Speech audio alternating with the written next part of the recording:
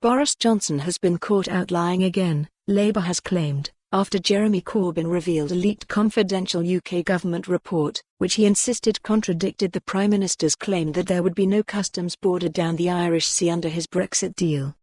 At a press conference in central London, the Labour leader brandished the document, Northern Ireland Protocol, Unfettered Access to the UK Internal Market, which he said was cold, hard evidence that Mr. Johnson had misled people about his plan for Britain's withdrawal from the EU. He insisted the papers showed there would be customs checks between Britain and Northern Ireland after Brexit.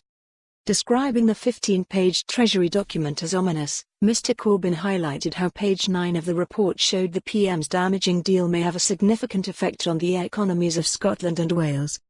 He told journalists, "What we have here is a confidential report by Johnson's own government, marked official sensitive, that exposes the falsehoods that Boris Johnson has been putting forward. This is cold, hard evidence that categorically shows the impact a damaging Brexit deal would have on large parts of our country."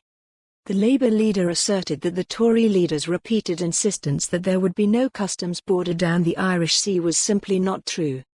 Just hours before what many believe could be a make-or-break moment for Mr. Corbyn to change the dynamic of the campaign in his favour at the final televised head-to-head leaders' debate this evening, Labour High Command is focusing its fire on the issue that it believes is the Tory leader's weakest point, truthfulness. The Labour leader claimed Mr. Johnson's Brexit deal would be disastrous for businesses and jobs all across the UK, but noted how the leaked papers suggested it would be highly disruptive to Northern Ireland. High street goods are likely to increase in price, which is likely to affect business profitability. If that is how Johnson defines a good deal for Northern Ireland, what has he got in store for rest of us?